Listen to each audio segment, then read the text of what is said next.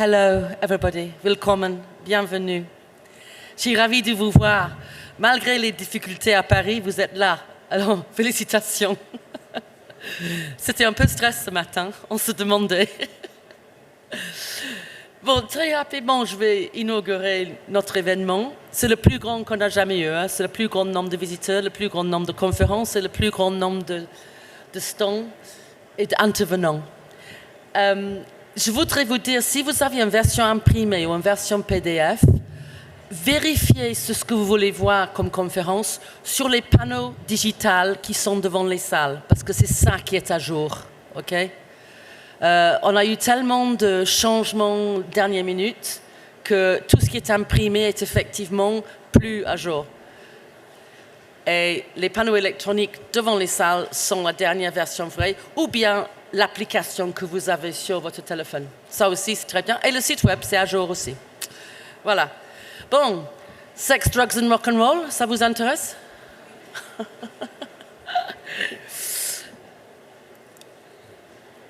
Voilà. Vous avez 4 salles de conférence, Londres, Paris, Berlin, Las Vegas.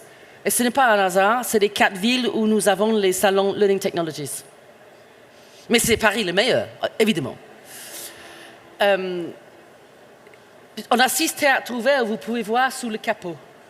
Donc si vous entendez une étude de cas d'une telle ou telle société et vous voulez voir comment ça se passe, plus en deep dive, dans les théâtres, vous avez des présentations des produits concernés derrière. Donc on peut voir sous le capot. Et vous avez tous les stands, voilà. Et moi, j'ai fondé ce salon en 2001, donc on a 22 ans aujourd'hui. Il y a 15 ans, vous vous souvenez, dans un mouvement très philanthropique, Massachusetts Institute of Science and Technology a décidé d'ouvrir le diplôme de Computer Sciences à tout le monde, online, gratuit. Et MIT, c'est quand même très, très prestigieux. C'est très prestigieux. Mais ce qui est intéressant à voir, et je regarde 15 ans après, qu'est-ce qui s'est passé? Bon, j'ai trouvé que le taux d'achèvement, le nombre de personnes qui a fini le diplôme et qui a eu le diplôme Computer Sciences de MIT, selon l'année, c'était entre 5 et 15%. Bon, il y a des raisons classiques. Hein. D'abord, la sélection. Tout le monde a pu s'inscrire, mais il faut être un génie pour compléter cette étude-là. Donc, il y avait déjà ça. Mais aussi, j'ai regardé et j'ai découvert, en fait, c'est plus important d'avoir été allé à MIT qu'avoir un diplôme de MIT. Ça, c'était très important. Et la différence, c'était quoi? C'est sex, drugs and rock'n'roll. Donc, ça, c'est notre concurrent.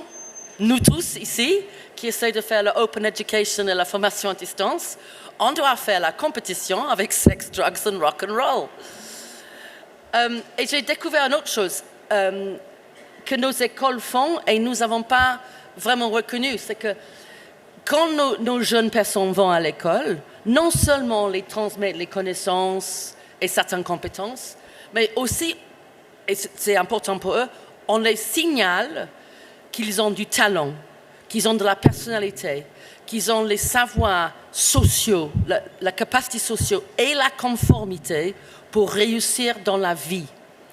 Et ça, c'est aussi un rôle de l'université, et ça aussi, c'est partie de Sex, Drugs and Rock'n'Roll. Donc, la signalisation. Et si ça vous intéresse, c'est le travail d'un auteur américain qui s'appelle Bryan Caplan, qui a travaillé sur ce côté psychologique et de l'importance de groupe, de pairs et tout ça dans l'éducation. 2 autres choses que j'ai découvertes que nous, on doit traiter, c'est que seulement 14% des personnes dans un poste de travail aujourd'hui font un métier qui est relatif à leur éducation. 14%. Et d'ailleurs, ces 14%, c'est les infirmiers, les médecins, les avocats, quasiment. Donc, ça veut dire qu'il y a un manque de pertinence et d'applicabilité dans notre système d'éducation.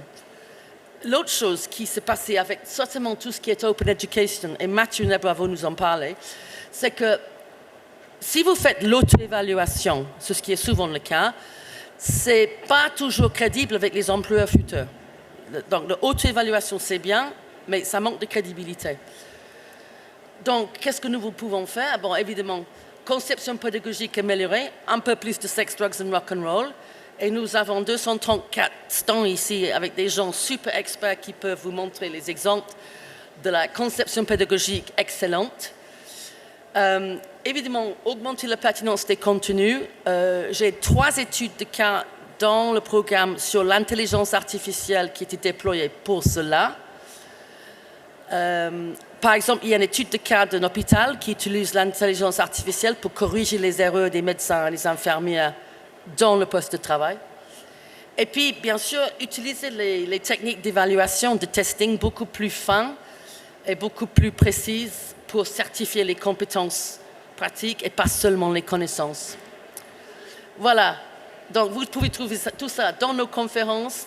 On a des tables rondes. Je vous invite à rejoindre toutes les tables rondes et nous interroger et débattre avec nous. Les théâtres où on peut regarder sous le capot. Voilà. Et vous avez, j'espère, vous avez pris l'application avec le planning. Voilà.